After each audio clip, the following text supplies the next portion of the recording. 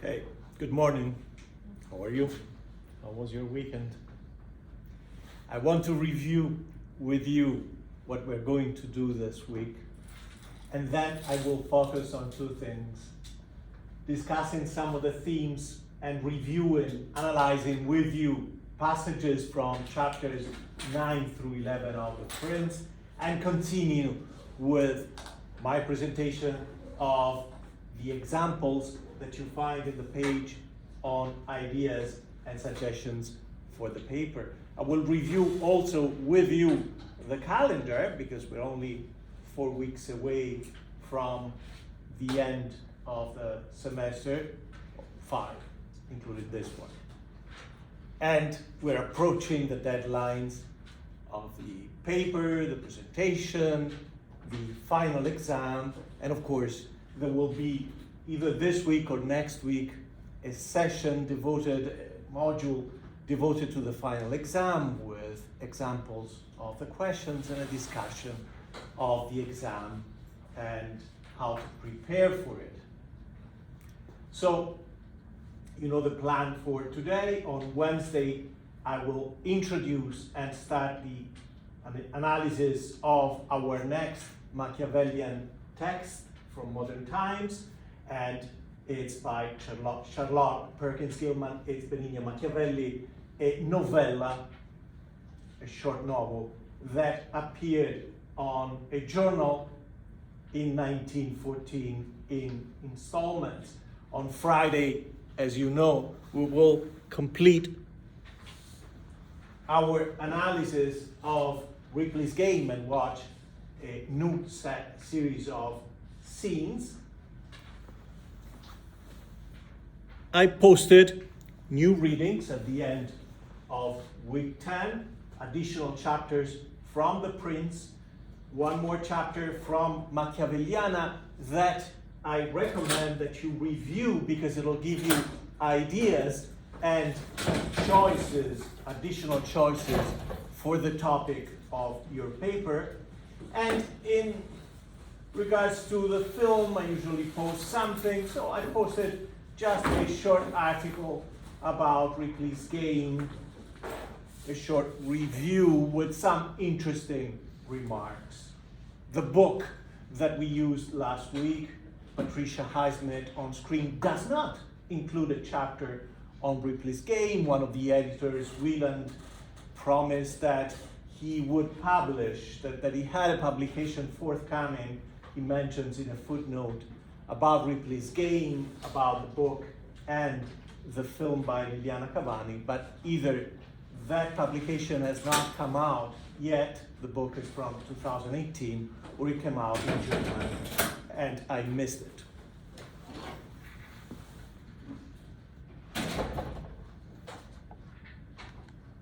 I will go first to the page on the paper, and then do the Prince later on.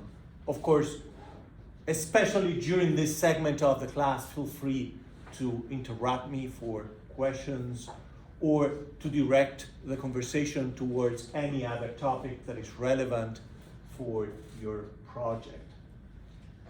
We saw how in this page you find a list of potential titles that you can just go ahead and pick for your paper, although you can inquire about other titles or submit other ideas to me for approval. You find a suggested template. You don't necessarily have to follow this template precisely, but it's a good idea to keep this in mind. It has to be customized depending on your choice, and the choice of a book and a topic might lead you to expand some points or forego of other points in this list, but certainly it is something that you should keep in mind and review carefully. I'm not going to insist much on this section.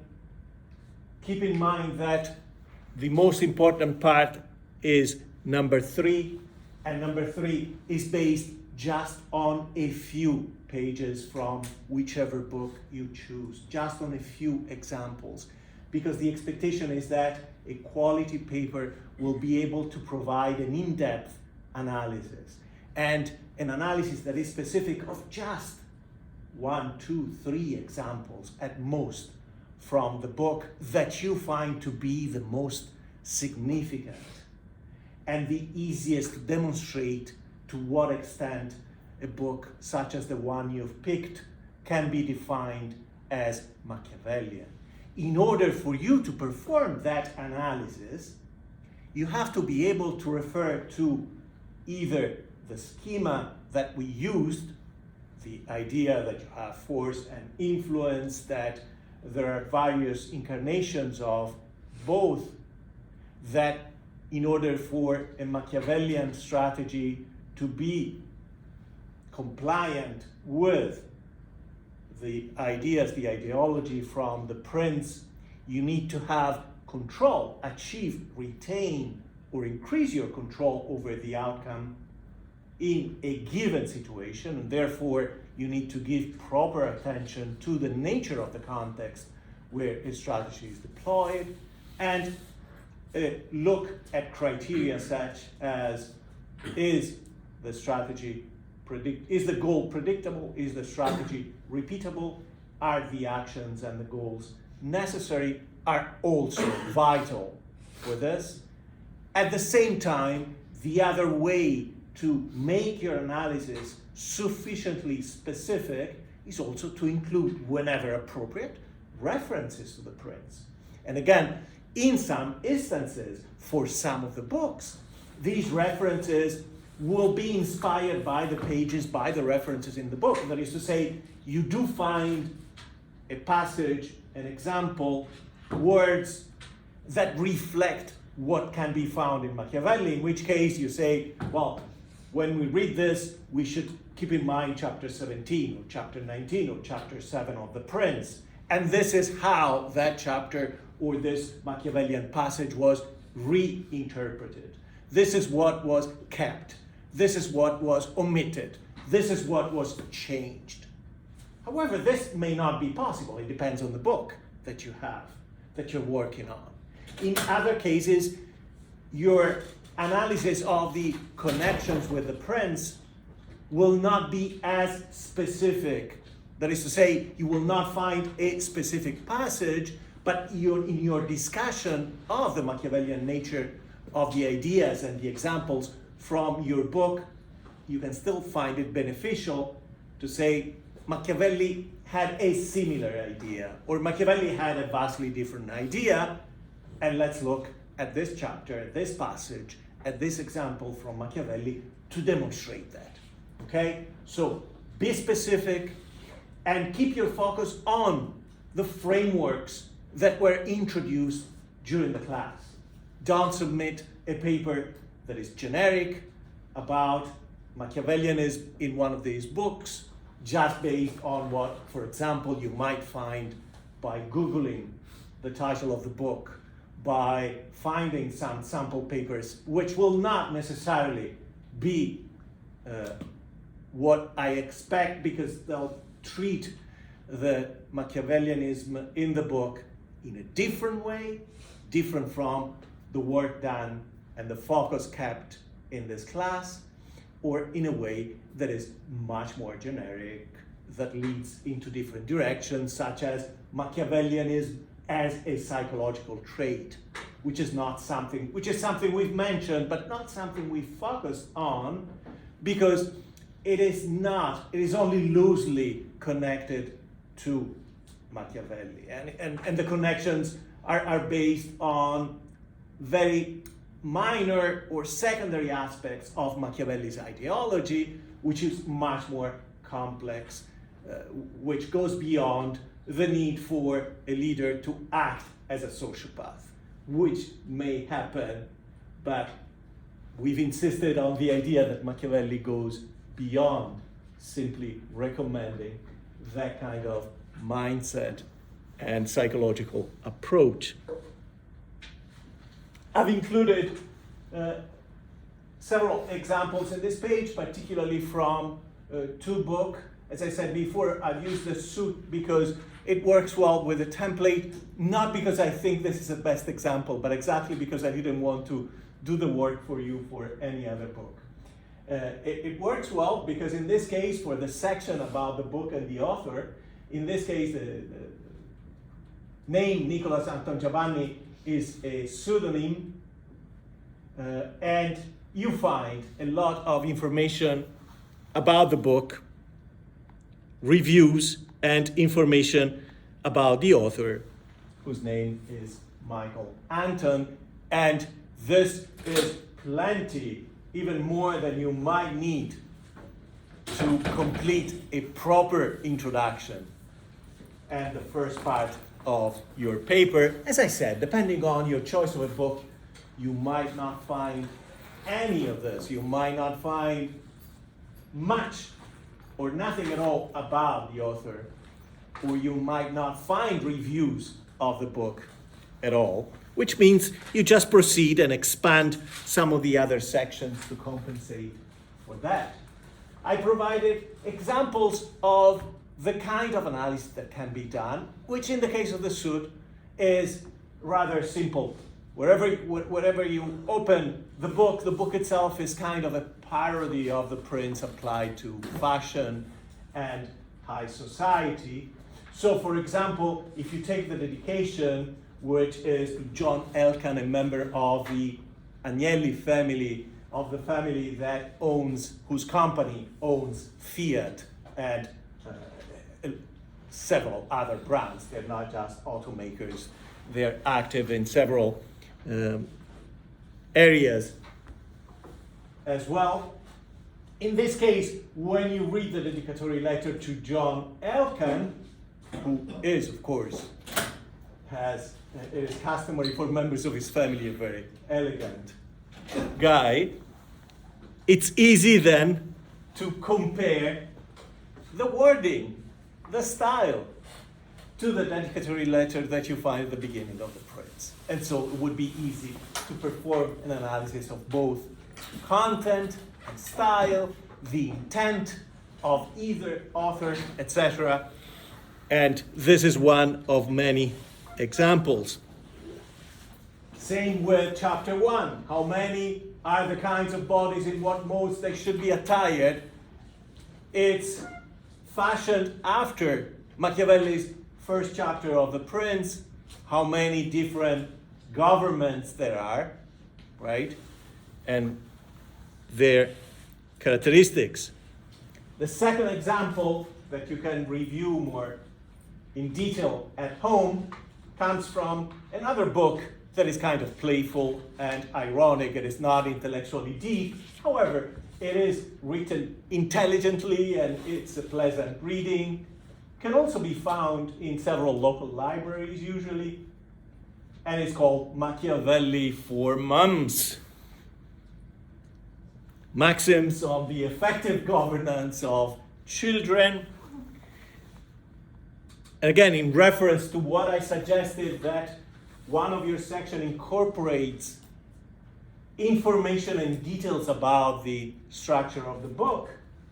That's what you find in this case, and that, together with a quick review of the book itself in its entirety, would allow you to describe how the book is structured, what are the main sections, what are the main ideas, because then again, as I said, you will be analyzing just a few examples, maybe a couple of examples. That's it. And it becomes necessary to put them in the context of the book by anticipating and describing and summarizing the book in its entirety. And you see, just by looking at the title, you see how the book is structured, and you compare that also to the title, the descriptive titles that Machiavelli has added to the chapters of the Prince. One of the elements that you may want to include whenever possible, if you find it, is what inspired, what motivated the author to write a book that is based in one way or the other on Machiavelli. And in this case, you find a page, a specific page in the book where this idea pops in the head of this mother, right? And it's about going to the park. She doesn't want to, she's tired, she doesn't want to go to the park.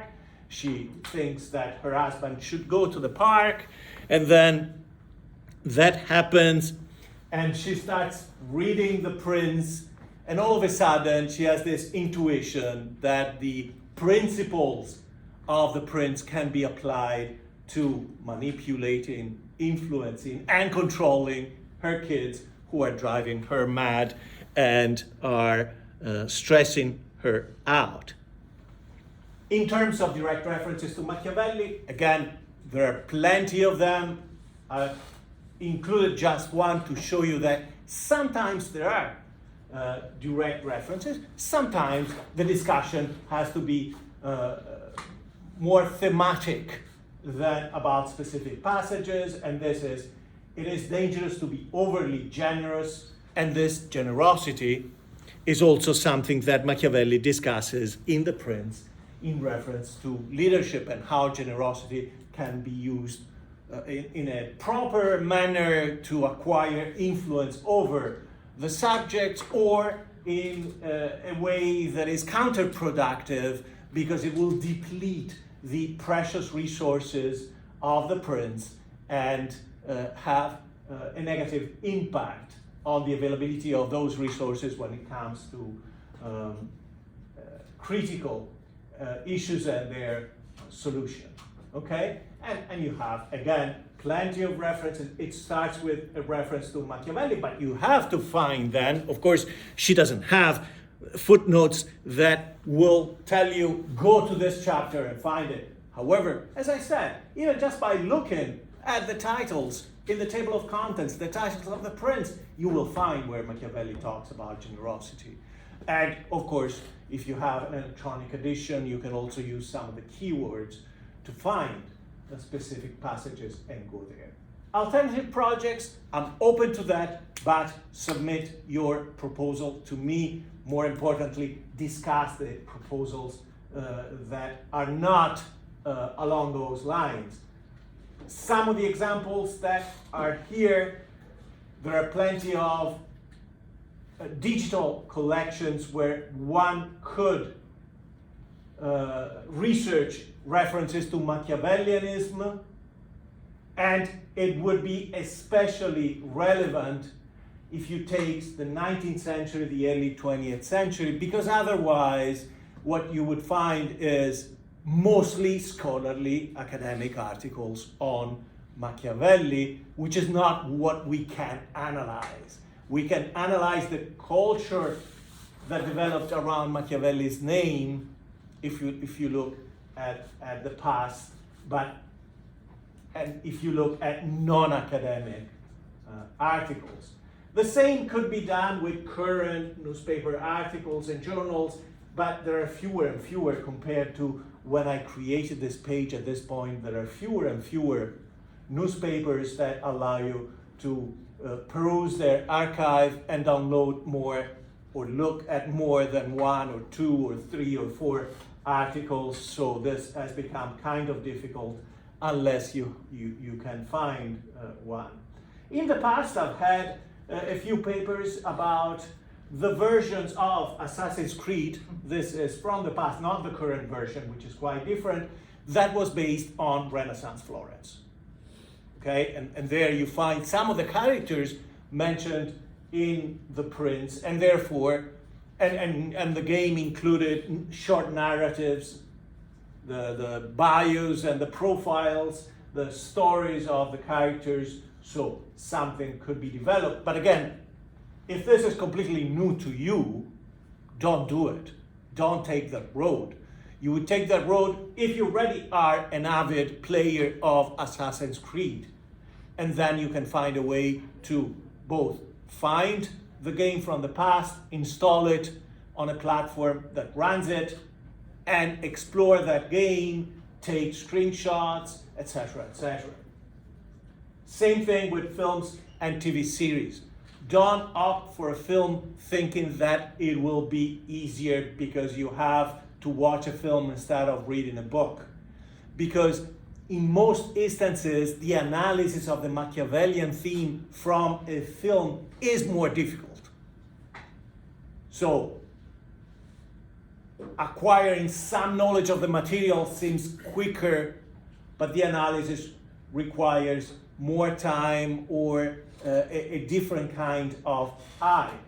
Of course, in reference to films and TV series, you cannot pick the films that were shown in class, because in those cases I've done a third of the work or half of the work by introducing themes, etc. Okay, so you have to stay away from those. In terms of TV series, I will myself show an episode or two of House of Cards, probably, if there is time, one from The Sopranos, but it would be easier. Just stay away. In that case, you can do House of Cards, but you stay away from the particular episode I showed in class, or you only reference to it in your paper indirectly, but you don't make that the primary focus of your paper. But again, if you have a film in mind because you feel that it will be particularly relevant, or you've done cinema studies courses or your film studies minor, then you have a strong justification for that. In terms of TV series, you already know a series, you're not starting from scratch, which would be almost impossible at this point, because both House of Cards and other examples, the Borgias, the Medicis, are kind of longish. They have several seasons. Don't take that road unless you have a background or a set of reasons for your choice that makes it the best choice for you in particular. Outside of this, again, if you have some creative ideas on how to develop your project and what to focus on, just let me know. I'm willing to listen and to consider with an open mind alternative kinds of projects. Just keep in mind that you should be working on this now, right? The best thing for you is to choose a topic by the end of this week, which is week 10, right? Because then you will need at least another week to review the contents of the book, to read it, but read it with a focus on what you might use and the passages you might refer to, or the examples you will want to analyze when you start working on the paper. And then you have to have at least a draft of the paper, some examples to present for the oral presentation. The oral presentation can be done on Zoom, or you can record a video and share it with me after you upload it somewhere, Google Drive, etc. And you have between May 2nd and May 12th to schedule that Zoom meeting to present on your paper. The paper itself has a different deadline, it's due May 10th, but it's fine if you want to present. Well, there is a negative side to presenting at the very last moment or after the paper is submitted, which is if you receive feedback from me saying maybe you would want to include this in your analysis, or you would want to take this direction or add a paragraph on a certain topic or subtopic.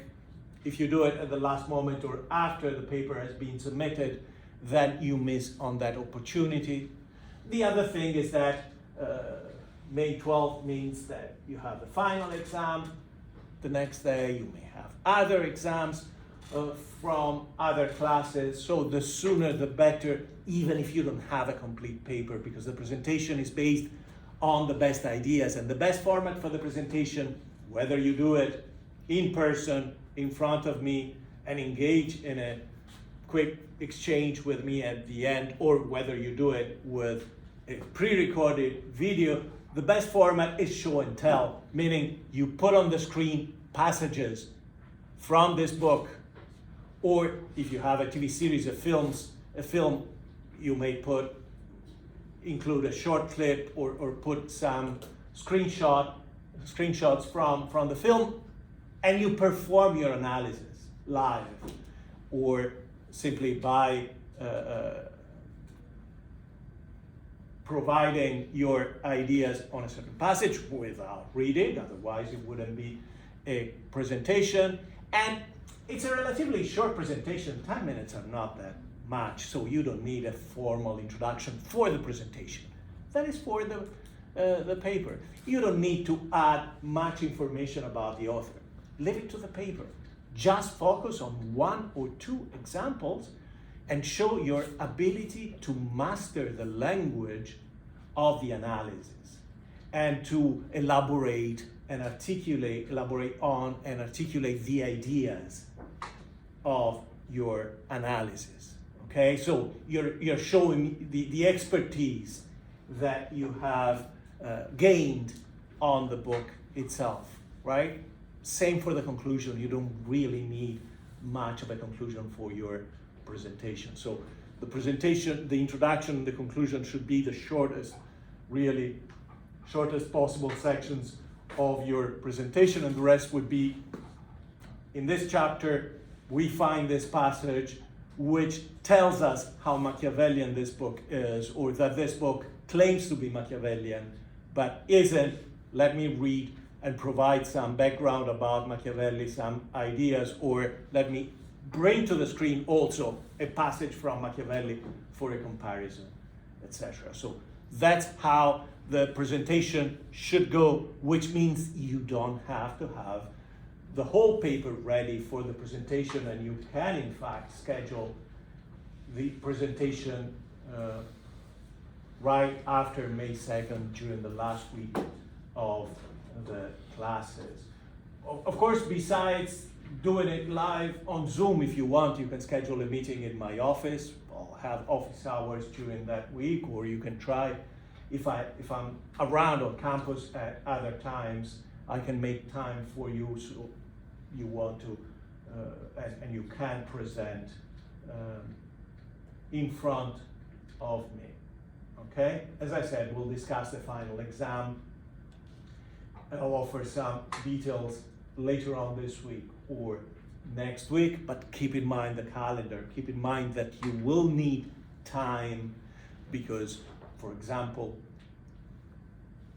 choosing the best book should also happen after some consideration of not just one, but maybe having a look at a couple of options by trying to find reviews and information, or by looking at the samples offered online for some of those books. Don't pick the first one because it's the only one that you find available. It might not be right for you. Make sure before you commit to your choice that you discover that you can work with this book, that when you read pages and examples from this book, you understand what kind of work you will be doing for the analysis. You're not lost, you're not at zero. But when you open the book and look at it, you can say, oh, I know what I could bring into the discussion of this passage. I recognize these ideas. I think I can perform a relevant analysis on this kind of passage. The other thing is that some of the books are available in electronic format. They're easy to find. Others may also be found in a local library. You can try the library at Stony Brook, but usually they don't have this kind of books. I don't check for the availability of all the books every semester, but there may be steps that are necessary in order for you to get the material. So it's not something that I would recommend doing during the last 3 hours of the last possible day of May 10th, okay? And the sooner you start, the easier will be for you to engage me in the process of providing feedback before that feedback comes attached to a grade that cannot be changed. The place where you develop and submit your paper is the same Google Docs file where you've been posting the two written assignments, the notes for the films, and therefore, if you work inside that file, it'll be easy for you to post a comment asking me to review a paragraph and provide information, or asking me to review the whole draft that you have. And of course, you can otherwise schedule an appointment on Zoom. We can put your draft on the screen. I can read it and offer my commentary right in front of you, or you can come to my office with a printed copy of the draft or a laptop, tablet. But I'll have my tablet. If it is on Google Docs, I can just, you tell me, I open the file, I review it, and we engage in a conversation. This way, there won't be any surprises, because you know that I told you your paper is good or your paper is extraordinary, right? Or your paper is adequate, or there is work, major work to be done. You need to review and revise the whole thing. Okay, so start working, start gathering material, ideas, go through the choice of topics as soon as possible. I would say ideally this very week. I'll stop now and allow you to ask questions or offer ideas that we can discuss about the final project. So for the presentation, are we presenting it to you or the class as well? To me, right? On Zoom, but it's not like we're gathering on Zoom. If anyone would like to present to the class, I can make time during the last week. I can also do that. Otherwise, we'll schedule a meeting. In fact, when we come closer to May 2nd, I will post a list of all the available times. So usually during the time for the presentations, I'll have several time slots every day. I will reserve time slots of 30 minutes simply because I want to give you enough time for the presentation. I want to leave some time for an exchange if the presentation is done on Zoom, and then I need to reserve 5 minutes before the next presenter to write notes and to think of a grade for your presentation, and the grade will be either communicated to you right then and there or emailed to you. So I will present a schedule, so every day between May 2nd and May 12th there will be time slots available, and you reserve one, and I'll create a calendar. It'll be posted online so you see what time slots are available. Of course, if you schedule your presentation for a certain time, you need to reschedule. You just email me and find another time slot. But if you do it on Zoom, you present in front of me. At the end, I will tell you what I think. I may ask questions simply because I'm curious, or I can provide some feedback and suggestions if I think of what might make your paper stronger. Otherwise, as an alternative, you can record a video of your presentation and send it to me. I would recommend in this case that you use Zoom. I don't know if you've ever done it, but Zoom, which is available to you through the university's license, allows you to do exactly what I described before. That is to say, with Zoom, you can record yourself, put it on the screen, talking points, passages, and you will be in a corner talking about those passages. So that kind of show and tell can be done very well, even if you use Zoom to record your presentation. And then you share the link with me. Okay. We can use 48 laws of power, right? Absolutely, yes. You can use any of the books that I introduced in class. So 48 Laws of Power, or, well, I don't think Benigni and Machiavelli is ideal, but if you want to use that, yeah, I'm open to it. Because in those instances, my analysis is partial. So as long as you don't just include examples that were presented in class, you're fine. You can just stay away. And for the 48 Laws of Power, keep in mind that, or Harriet Rubin's Princessa, I provided excerpts, but I'm expecting you to get the book and work on the rest of the book not just on those excerpts, right? Because in both instances, there is much more to the book. You can use Stanley Bing's What Would Machiavelli Do, which is not brilliant, but it is text that should be easy enough to work with, okay? I'm more worried about the films because even though we never watched a whole film, more or less the ideas are those, the best examples are the same. So if you work on a film, don't pick the same kind of film. And keep in mind that even if you want to work on, let's say, the character of Tom Ripley because you loved it or because you've read the books or some of the books, you simply pick another version of Tom Ripley's stories because there are several films based on Tom Ripley's character. We watched 2 of the films. If you're not familiar with the others, you can go on Wikipedia and you find some of them listed, the most common, or you can ask me, and some of those films are available on streaming platforms such as Amazon Prime. Okay, so easy to work with. Does it have to be one book, or can I use multiple books from a series that follows an overarching like storyline with the character? What do you have in mind? I was thinking like more Hunger Games. What? Yes, it could be done in that case. However, keep in mind that your paper should not look like a catalog, whereby you go through a series of characters or situations or examples, but you quickly move on because you have so many to include, and you describe or summarize a situation, you offer a few lines of commentary, and then you move on to the next.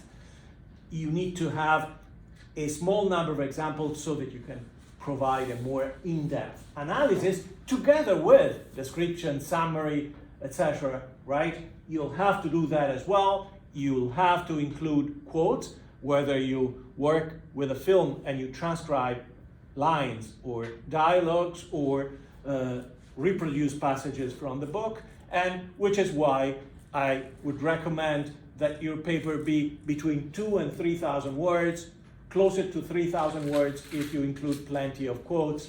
So adjust the length of your paper based on how many passages you need to include, which is a good thing to have a passage included in between your analysis because it makes it more specific. So with discretion, the answer is yes, as long as you don't crowd your paper with too many details, too many scenes, too many characters, with the effect of missing on the possibility of an in-depth analysis. Okay? More questions, comments, ideas?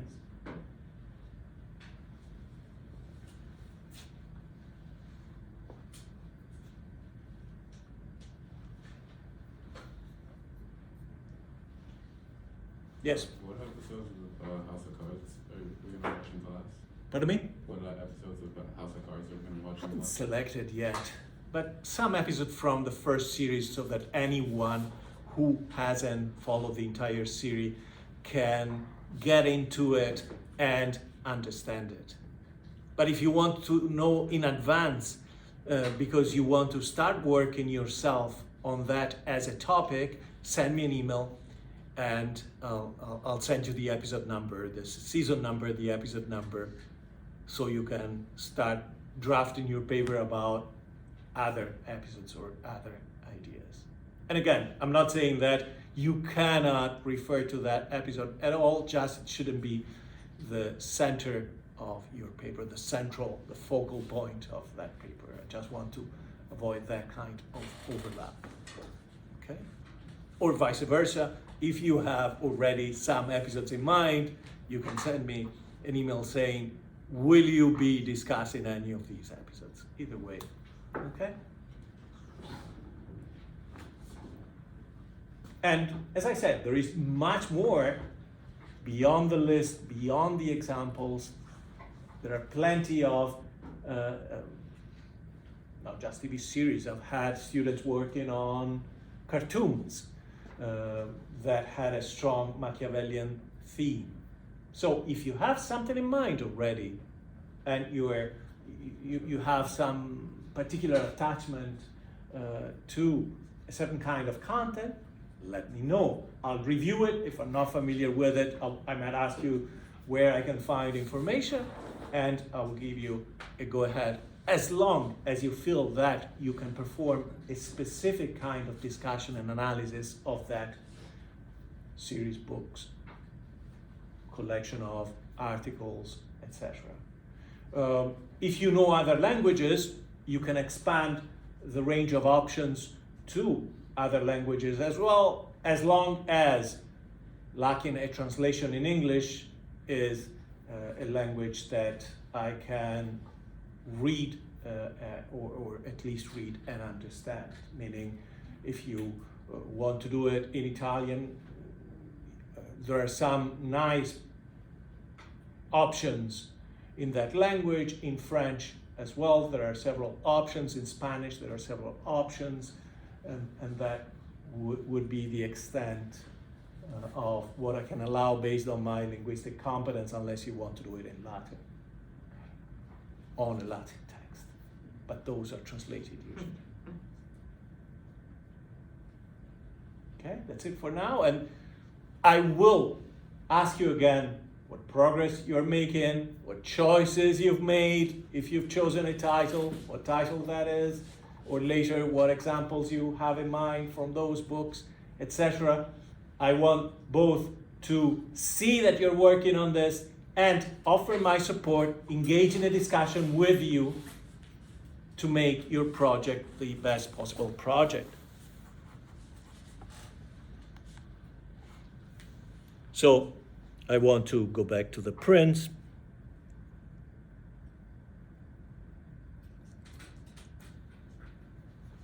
And this is the Kindle version of our textbook. And this is chapter 9. Chapter 9, 10, and 11 are not particularly exciting, but they're just offer a series of confirmations about the ideas we have been discussing in general based on Machiavelli's system.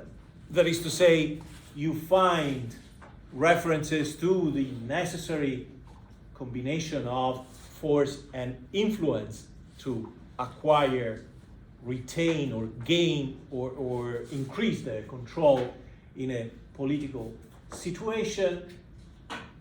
You find the idea that every situation, every context is different and calls for different approaches, different strategies. And as a corollary of that, you find, at least in one passage, Machiavelli explicitly saying that there is no universal advice that he can give, exactly because each context is different. Each context has to be treated as a separate ecosystem. Chapter 9 is about what he calls civil principalities. That is to say, the kind of situation that you would have found in an Italian city-state during this period, with a situation that is not as simple as in an ideal kingdom where you find a leader, the prince, the king, the monarch, or the emperor, dealing with the subjects, and at the same time dealing with potential enemies outside of the kingdom, potential opposition, or even competitors trying to steal their power inside the kingdom. The complexity of the situation, of the political situation in Italian city-states or in similar city-states that still existed in countries such as Germany, for example, had to do with the fact that you find different groups, different lobbies, different players in each context or ecosystem. You find, of course, the people, the populace, right, the masses, the subjects, that you need to control and gain support from by using influence, by projecting an image that inspires confidence, admiration, so that the populace will engage in a collaborative game with the leader. That is to say, they're not doing what they're supposed to do in society based on their role, especially their economic role, but also their indirect political role, because they're scared of the leader, or because there are boundaries, laws enforced with the use of force, or the threat of the use of force, with jail time, with police forces, with actual violence deployed in society.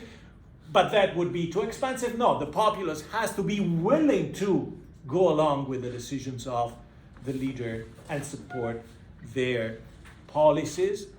The other player is what Machiavelli refers as the great, which means the oligarchs, the aristocrats, or the wealthy and powerful elites in every kind of situation, which in the case of Florence is not the aristocrats, but the powerful and wealthy merchants, the same that attached their names to the huge and beautiful palaces from the late Middle Ages or the Renaissance that you still find and visit in Florence when you go to a museum, and you go to Pitti Museum. But who were the Pittis? They were not aristocrats, they were just merchants that were so powerful, so rich and influential within their community, that they had the means to build such a palace that was so elegant, so big, so royal in nature, that in fact at some point in 1865 it became the palace of the kings of Italy, before Rome was conquered from the state of the church and became the capital, the third capital of the Italian kingdom after Turin and Florence in 1870. So with various players in this situation, the immediate result is clearly that control is more difficult. And keeping in mind that Machiavelli's assumption is that control means that there is a finite amount of power that can ensure control in any situation. And if you give out some of that control, some of that power to other players, you are left with less for yourself as a leader. With that in mind, you understand that Machiavelli is not really enamored with this kind of situation.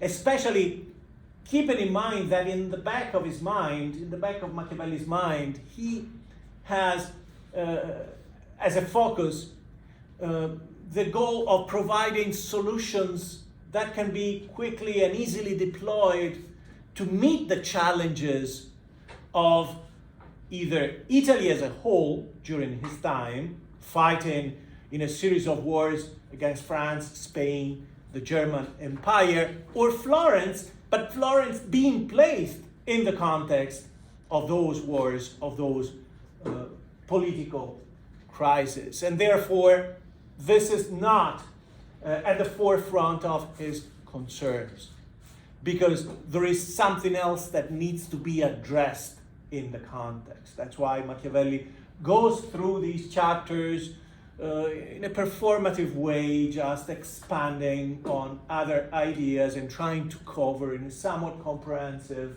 fashion different contexts without being particularly attached to the themes in here. The second chapter, just introduce the chapter for now and then read from them quickly just a few passages. The second chapter is somewhat more interesting, and once again, it focuses on the proper combination of force and influence when it comes to a military crisis. The key passage in this chapter is the reference to the German towns that you find in the second page. Yeah, the cities of Germany are very free. This is the key passage to chapter 10, when Machiavelli discusses how to face and successfully resolve the situation of a siege, which in the case of medieval examples and precedents, could last for months or even a year. And Machiavelli explains how you need to have force, you need to have soldiers to protect the city, you need to have all the necessary tools for military defense, in the case of a city, especially having walls surrounding a city, and you can still see plenty of walls around European cities when you visit them. Today, some of them are partially destroyed, and in some instances, they're still completely intact. In the case of Florence, you see some of the walls around the city, but only some in the perimeter of the city have survived. In the case of the city of Lucca, which is only about 30 miles from Florence, the entire perimeter is still surrounded by powerful walls.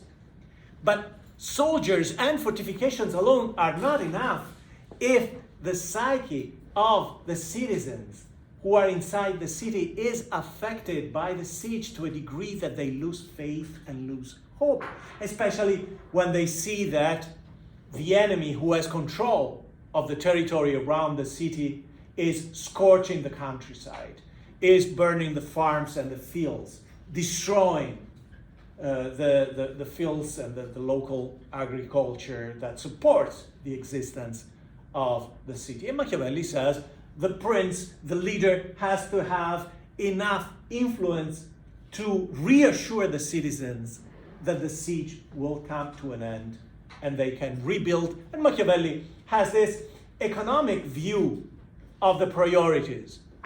The countryside is not essential to the survival of the state as much as the city is.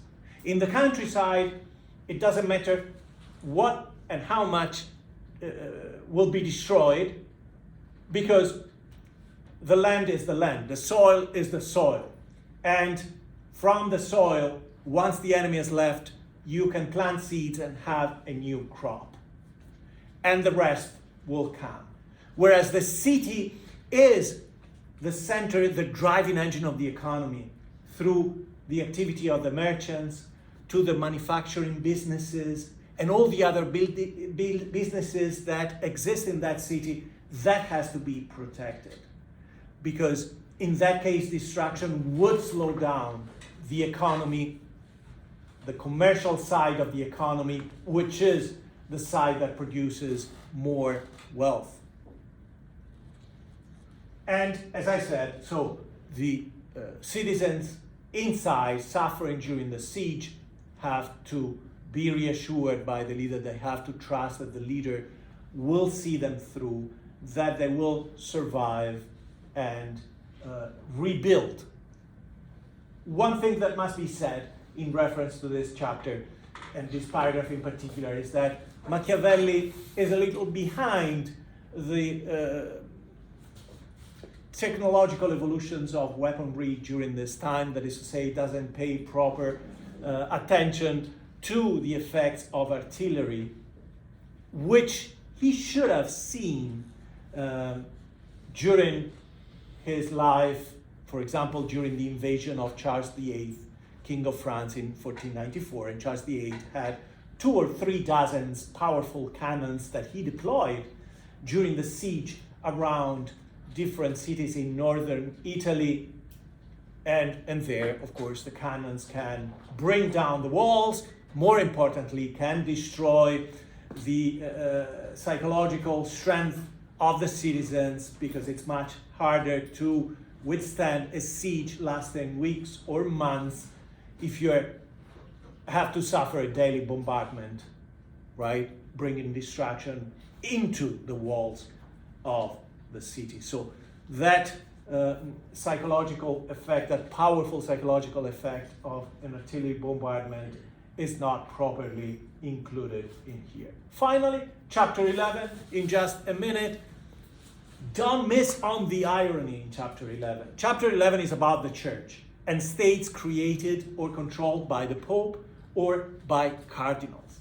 And the irony is in the fact that Machiavelli comes out and says, oh, they don't need really force or influence. They don't need to do much, those ecclesiastic leaders, because of course they have the power of religion. The church has been there for centuries. People believe in religion so strongly that they will do and say anything the clergy tells them to do.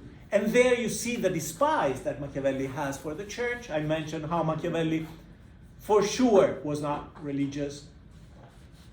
Might have been agnostic, might have been an atheist. Certainly he was very critical of the church and critical of religion, which he saw simply as an instrument of influence and one that was easy to deploy. That is to say, whereas the leader has to work hard to establish their influence and to maintain it, the members of the church don't have to do that because they have the influence, the authority that stems from the belief in God, the belief in hell and the afterlife of the subjects of those states. And I will stop here